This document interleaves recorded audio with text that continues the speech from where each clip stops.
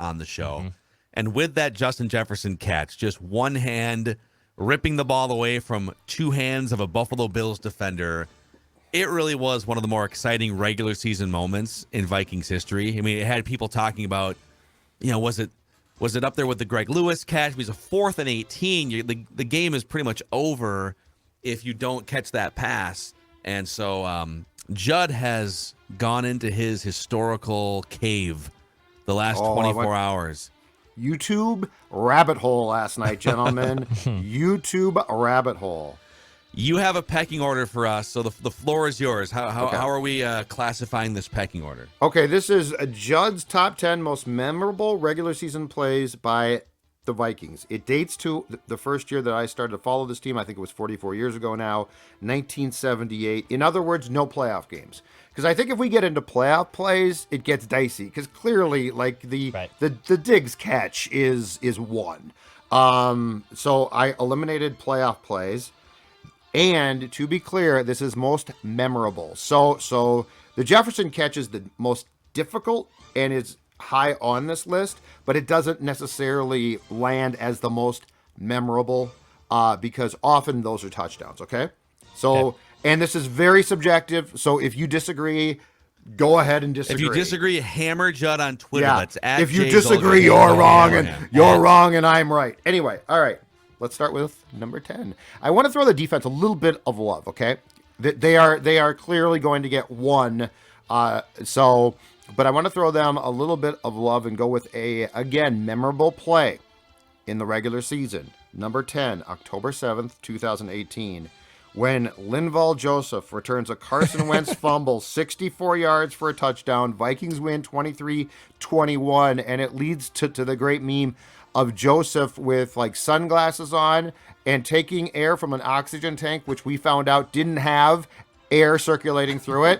Why? Was it not plugged in? I guess it was not plugged in. But that play to this day stands out. So I gave that play a little bit of love. Number 10. A big guy touchdown. Yeah, you got to put a big guy touchdown. And he's just rumbling to the end zone. Yeah, exactly. Touchdown. Yeah. Yes, Haas exactly. Touchdown. I Big Haas touchdown. Number 9 on my list occurred October 5th of 1998. Randy Moss's 44-yard touchdown in particular. Remember, I'm choosing plays, not games. So I had to go watch highlights and pick the most memorable of Moss's 2 touchdowns in his breakout game as a rookie against the Packers at Lambeau Field. His 44-yard touchdown grab that came on a pass from Randall Cunningham comes after he literally takes the ball from the defender. Now, it wasn't Jefferson-like because he wasn't going backwards. He was going, so it wasn't as hard. But it's a second score of a game that the Vikings won 37-24. And I had forgotten until I watched the condensed highlights of that game that the Green Bay Packers, that was their first loss at Lambeau in 29 games, including 25 regular season games. Wow. They hadn't lost since 1995. According to Al That's Michaels. Insane. So that was game, definitely the peak of Lambeau Field's powers, right? Like the mid to late 90s period. Yeah. Incredible. That is number 9. So we're getting good here. Number 8, September 13th, regular season opener of 2009. What turned into a magical year until it wasn't. Adrian Peterson, and this is a Peterson rabbit hole. I could have picked 5 runs, 8 runs, 10 runs. I mean, when you go through his runs, you forget in his prime how strong and impressive he was. But he had a 64-yard touchdown run on opening day, Favre's first game, 2009 in Cleveland, where he is breaking away. He gets held up by a Browns defender. He stops. And stiff arms not 1 but 2 guys, basically throws them off him backwards. And that is his 3rd rushing touchdown of the day in a 34-20 win. And again, I could have picked any number of Peterson runs. I tried to keep it to 1. That play was insane because he basically, like you said, he stopped in the middle of the run to hand fight Browns defenders. And he just chucked one off to the side, threw another one into the bench or whatever, and then just ran the rest of the way for a touchdown. Just insane. Yes, and he also had the one it wasn't as great of run, but the one where he plants his foot the same season on a Steelers safety and uses him to launch himself and keep going. But anyway, this one was great speed, great strength. That Steelers one, it was a pass. It was like a dump off pass over the middle, like a wheel route. Yes. And he turns around, and it reminded me of that Indiana Jones Raiders of the Lost Ark, where the guy gets, or maybe it was No, it was Raiders of the Lost Ark, where one of the guys gets run over by one of the military vehicles, and all you see is like his limbs are just like, like that poor safety. He's like, what happened? All right, number 7. 1998 again, but this time November 26th, Thanksgiving Day in Dallas. Again, Moss had 3 touchdowns in that game, but I wanted to pick one of those 3. And his third touchdown was actually the only one that was not a deep pass, but it was more impressive. It's a relatively short pass. He breaks a tackle and then outraces everyone down the sideline. A 56-yard score, 46-36, Vikings win. But it showed the versatility of Moss, the absolute versatility. Because, I mean, he caught a lot of deep touchdowns. And for the most part, he's breaking away from guys. Mm-hmm. Nice throw, nice catches, but they're pretty much from the Moss highlight film. This one was relatively short pass, breaks tackle, and just takes off. Showed his strength, his speed. And, I mean, this guy in the open field was a complete nightmare. So that's number 7. And then John Madden spent 3 hours just salivating over all of the plays and just the turducken and telestrators and everything. You forget, like, the highlights of that year for a rookie. You forget how special that guy was. Yeah, he was insane. I don't think anyone's forgotten how special Randy Moss was, though. But I mean, that year, it's just like this guy because he's changing the game, and you're like, this is really special. But it's hard to like contextualize at that time. He's changing the game, like he's changing how philosophies go. So that's number 7. Yep. Number 6 starts to get good here. It starts to get even more dicey, more intriguing in my top 10 most memorable regular season plays by the Vikings. September 26th of 1993, Minneapolis at the Metrodome. This is memorable. It's not a great catch, but it's memorable. Eric Gulliford, out of nowhere, catches a 45-yard pass from Jim McMahon against Green Bay that puts the ball deep in Packers territory. 6 seconds left, and Phil Mackey's guy, Fuad Reves, comes on and kicks his 5th field goal of the game to win it. But that's the play where there was like speculation. Did Gulliford come off the sideline? Where the heck did that come from? It's one of those really weird plays, and it's not as if Eric Gulliford had an illustrious career here, but that is one of the more memorable catches and plays in itself from the Vikings in the 90s. Was that a trick play, or was he just standing off to the got behind the edge defense. of the... Like no one covered him, right? No, it's really bizarre. Go back and watch it. It's really, really bizarre. He's just breaking wide open down the right side. And those are some interesting... Every year the Vikings had a new quarterback in there, too. It was like Salisbury one year, and then Jim McMahon, and then they got Warren Moon in 1994. That was the early to mid-90s were a weird hodgepodge era of Viking football. Danny, man, he's just juggling. Yeah. And he had Gannon and didn't like him. Like Gannon became one of the best quarterbacks in the league like 5 or 6 years later. Absolutely. So we're halfway through Judd's pecking order here. I think it's time to light a victory candle in honor of the 8-1 Minnesota Vikings. Now, where would we do that potentially? Let's see. Where would we do that? Number 1 on my list of candles. If I was to do a pecking order of candles, I would say number 1 on that list easily is my friends at Spiral Light Candles. And yes, as Phil said, so if you're saying Victor Candle, that's intriguing because I am a Vikings fan. The Purple Positivity, Judd's Purple Positivity Candle exists. It smells great. It's really cool. And you know what? It can calm you down. Like, let's say there's a moment of crisis. The Vikings get stopped on the goal line, and now you're pacing around, and you're like, you know what I would like right now? I'd like some aromatherapy from a candle. Spiral Light Candles is here to provide that. The other great thing, too, is that, guess what? SpiralLightCandles.com offers you an entire array of great gifts, great holiday presents. SpiralLightCandles.com. Guys, I'm telling you right now, your mom, your wife, whatever, will absolutely love it. And one favorite ask, if you do contact them, SpiralLightCandles.com, please tell them Purple Daily told you about them, because our sponsors keep track of things by hearing our name. So Mackey and Judd, PD, just say, I heard it there. SpiralLightCandles.com, though, is the place to go. Boom. All right, back to right. we're into the top 5 most memorable regular season Vikings plays. Okay, I cheated a little bit here because I got done with my list, and I'm like, Judd. You don't have a Cris Carter catch. You got to have a Cris Carter catch. And so I went again to YouTube, and I went through a litany, and there's, like Peterson, there's just a ton of great plays. Like, the guy made a ton of great plays. But I wanted to pick one, and I found one in particular that I had long forgotten about, but my God, is it special.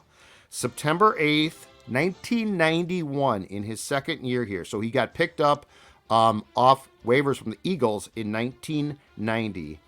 Cris Carter makes a one-handed catch on a 39-yard pass from Wade Wilson in what turned into a 20-19 Vikings win in Atlanta. Now, the catch is made with a defender on him.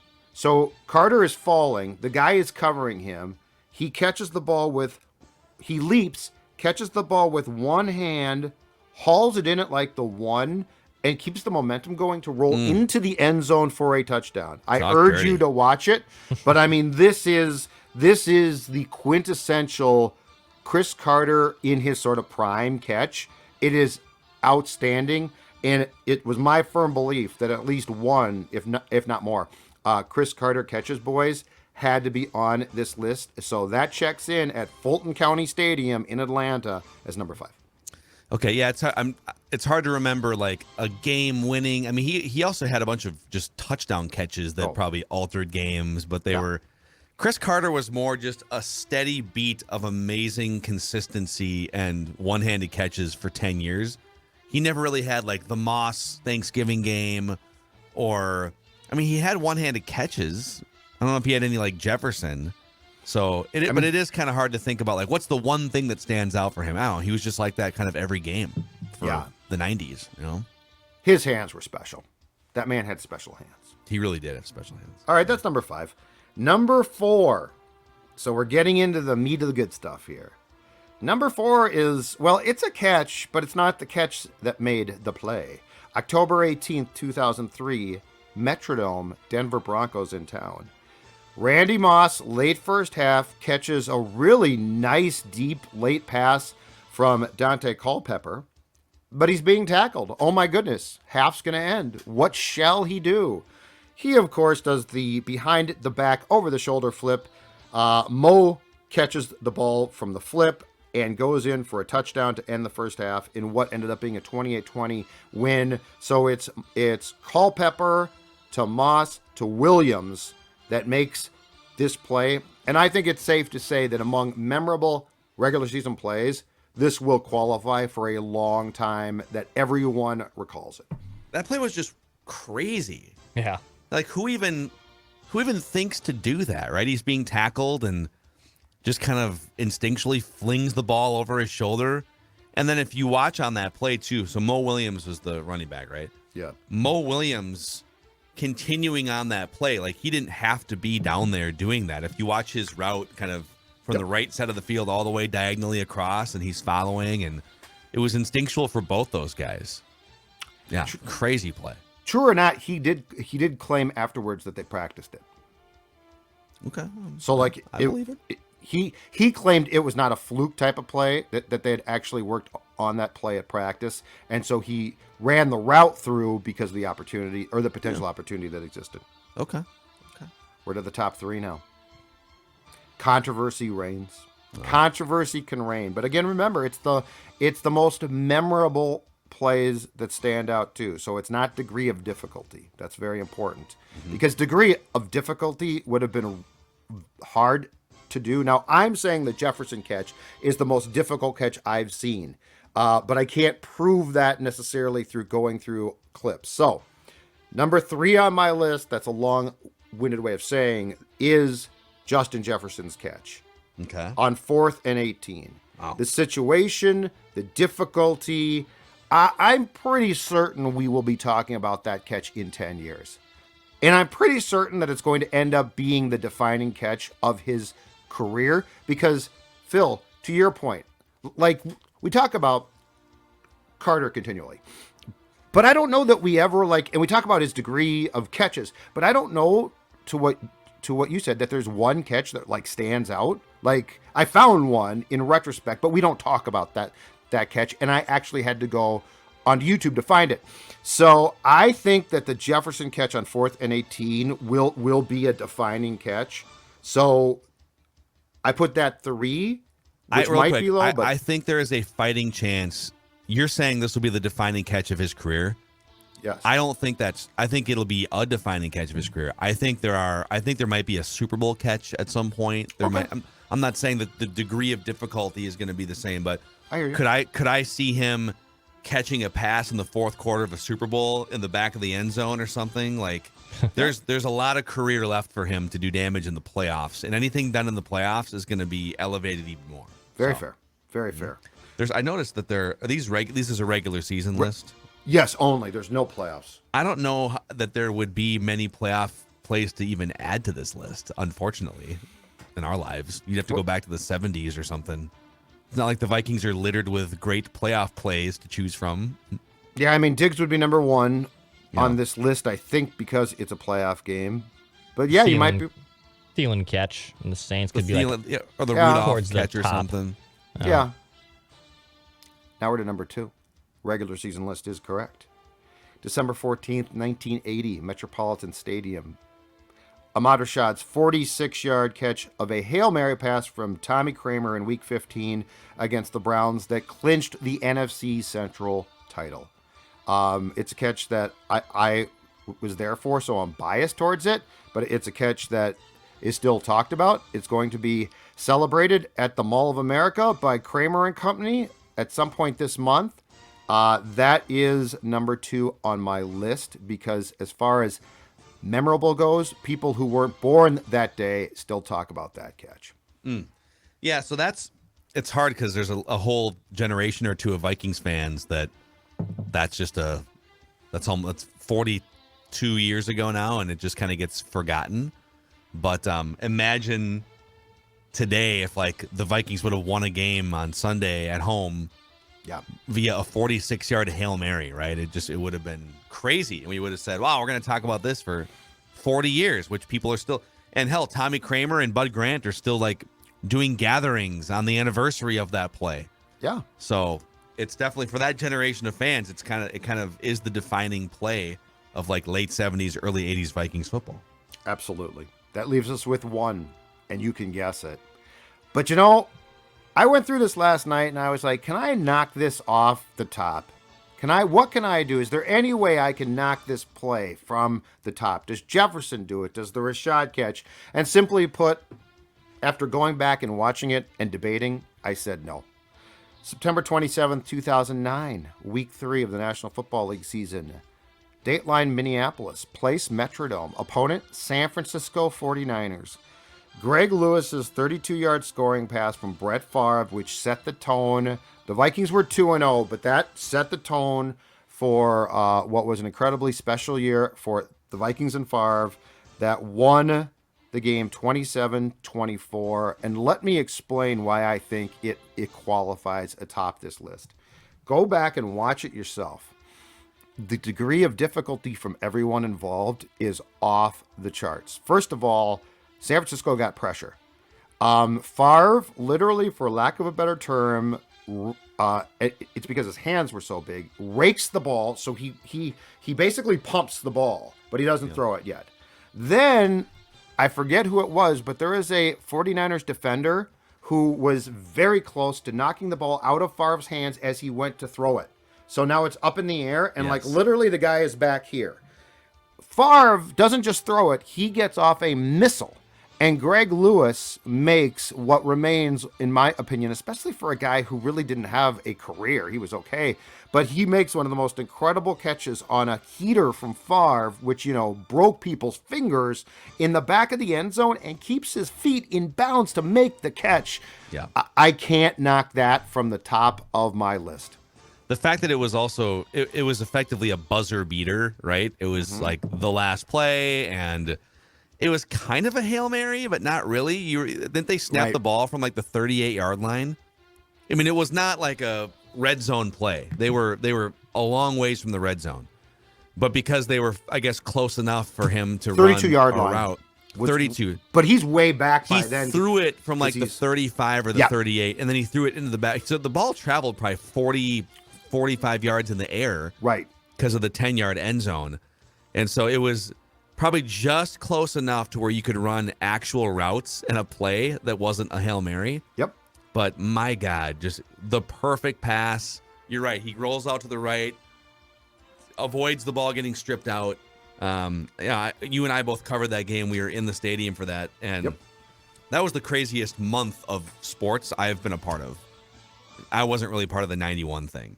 But just like the Vikings Packers and Favre game, and Game 163 and all that stuff. Oh, yeah. But that is still one of the 3 loudest stadium crowd noise pops I've ever heard. And I flew out of my seat just like, whoa, like, what did we just see? Did this?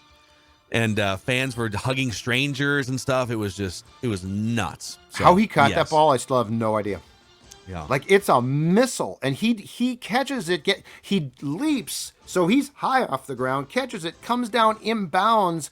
Well, it is an incredible, improbable play. So number 10, the Linval Joseph touchdown, followed by the gas mask.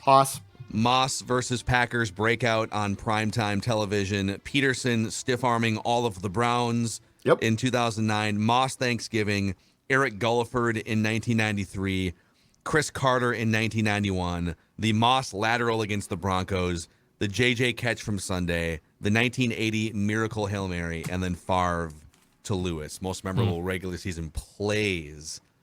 So I don't know if these are omissions or if it's just these are up for discussion. Absolutely. I would consider Jared Allen chasing Dan Orlovsky out of the back of the end zone. It's a good one, on this list. I like it. I would consider even just like Peterson breaking the rushing record, the 5-yard run that broke the record or something. I would consider. Yep, I definitely thought about that one too. How about the Cordero? Didn't Cordero Patterson have a big return against the Ravens, like a game-winning return or something? No, it was a screen pass, and he took it. So it was a snowy day in Baltimore. It's a screen pass that he catches behind the line of scrimmage, which I think was like the 22 of the Vikings, and takes it to the house in the snow in a game in which everybody else slipped and basically was ice skating. So it's an impressive play. Yeah. 109-yard kick return, too. I think he has the record for the longest kick return. It's probably be up there. Yep. Solid. I think also... Is there a Percy play? Is there a Percy I Harden? went back and watched all of his touchdowns from 2009, and there's not. Wow. That's deep research. There's a person who has put together every touchdown he scored. So I went back and watched 2009 into 10, and there's not one. There is a long kickoff return for a touchdown. There's a couple of those. Pittsburgh is one in Pittsburgh that year, and there was a game in the Metrodome that he returned. I think it was the Niners game that we're talking about. I think he returned a kick for a touchdown. I was going to say I could use a little more Dante on this list, but he did show up. Technically, he threw the pass that Moss lateraled, right? Yes. That was a Dante deep pass. So we did have a Dante cameo on this list. Yeah. It's fine. It's not a sexy play, but I mean, the play that led to the Moss Moon at Lambeau was an impressive throw from Dante where he rolls all the way to the right. That was playoffs, though. That was playoffs. That's right. Yep, that's playoffs. Only regular season here. Get your playoff stuff out of here. We can do the playoffs in the playoffs. Pretty good list there, Judd. It's a pretty good list. I'd like to know, though. I'd like to know because I'm sure I'm missing some. Oh. Well, I think if you want to go further back, which I know you kind of put a hard date on this list, but there's a Fran Tarkenton scramble that's on NFL Films where he literally runs like 60 yards around behind. And I watched it. Okay. It's an it's a muddy field, if I remember correctly. It is a stupid play. Like he's rolling, and then you're like, okay, he's going to stop and throw it. He rolls again. He keeps going, yeah. And then on the run, just launches it. Yes. And then receivers are just like out of gas for the next 10 minutes. So there it is. Judd's pecking order here, continuing to celebrate the Justin Jefferson ridiculous catch. Over on Purple Daily, we ranked our top 10 teams in the NFL. You can find out where we think the Vikings rank after an Eagles loss on Monday Night Football and a Vikings win over the Buffalo Bills. And don't forget, too, on the Purple Daily podcast feed, we've got all sorts of spin-off shows, if you want to call them. The Declan with Realistic Randy. You can find that yesterday. Thor Nystrom and Jesse Pierce with the Before We Die podcast. And then tonight, Booney and I are going to sit down and record some trenches. So that should be out sometime tomorrow. And Flagrant Howls, Judd's Hockey Show. It's been a fun November here, carried by the Vikings largely. And the Twins just put out another teaser photo of their jersey unveil from They keep doing this, and things are leaking now. I just bought, my nephew wanted a jersey. He turns let's see here, seven at the end of the month, and I got him a normal Twins one. I didn't wait for the new ones. I just decided I'm just going to get him a regular one. Well, it's also discounted too because they're trying to get rid of the old jerseys. Okay, that's cheap. It's almost Christmas time. Can't you get the kid a new jersey? Let's play a game real quick of diving into the comments of the latest Twins tweet here. Yes, okay? I saw a few of these.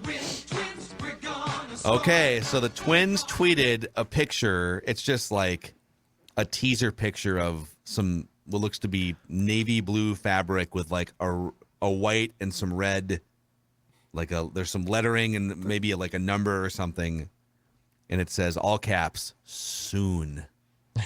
Okay, let's hear it. Okay, the first response is please make these good. The second response is sign Puig. He's going to jail. Yeah, he's going to be spent. He's going to jail. He's going to the penitentiary. Yeah. Noah chimes in, says, re-sign Correa or shut up, your choice. The fourth response is just a sarcastic, oh boy, gif. Tyler says, does it say Correa on the back? OC says, soon you are firing Rocco, right? This is so... Another person says, already seen them. I can confirm they are mad ugly. Here's another one that says, either give us Carlos Correa or tear down Target Field. The ball is in your court. Can I also add to the comment well for them. Of them announcing that Pink, the artist who I love Pink. Pink's a great artist, but she's performing at Target Field next summer. They announced that this is happening. Oh, my God. So let's read the comments for this one. Oh, no. I read through the tweets. Pink is going to play shortstop and sing? Amazing! I only want to watch Carlos Correa play shortstop for the Twins. Fitting, since the Twins are just like a pill, which is a good little pun on a Pink song. I will not be buying unless Carlos Correa is signed to a 10-year deal. Wow. I want to watch a healthy major league player, including Correa in August at Target Field. Please stop injuring your employees. Oh, God. What? I don't know what that one means. Well, I think maybe they're referring to players as employees. Yeah. Oh, we have another new comment here on the jersey unveil. I'm sorry, does anyone care about getting new uniforms if you don't have a good team to put in them?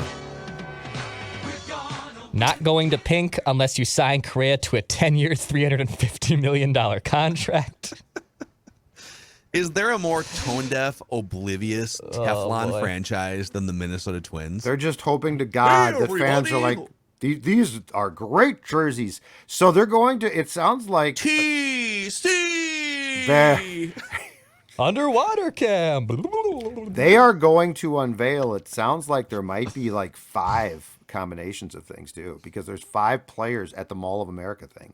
You know what I want to see? 5 combinations of potential contracts you could offer Carlos Correa. That's what I want to see. Here's a 9-year deal. Here's an 8-year deal with a little more average annual value. How about just finding pitching? Yeah. Is that too much? Here's 5 combinations of potential number 1 starters via trade or free agent signing. How about Swiss Cheese says this announcement is not the announcement we're hoping for during free agency. Can she play shortstop and pitch? Please. This is Dude, they great. just like the Twins franchise is TC Bear. Whether you've lost 100 games or whether you've won 100 games or whether you've got 8 players on the injured list and fans are yelling at you, it's like every day it's, hey everybody, here we are. Just standing outside We're Target the Field. Twins. Is he Barney? You know what you guys are forgetting? You guys are not appreciating because you don't follow the news as closely as I do. That Kyle Garlick has been re-signed. Okay. Yeah.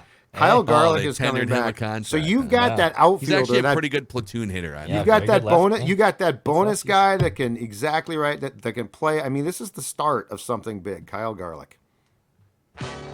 Yes, let's get it. LFG. Amazing. Okay, all right. Anyhow, it's a That's wrap fun. on That's Mackey. Do, and Mackey do we and talk Judd enough here today. Twins? Yeah, that was therapeutic. Should we move That was on to Gopher therapeutic. football now? No, let's just maybe stick with Vikings lists at this point. Write that down, predictions, and an accountability session tomorrow. And don't forget, you can get your Score North and Purple Daily gear, your Before I Die hoodies, your Victory Monday hoodies over at scorenorth.com/shop. See you tomorrow.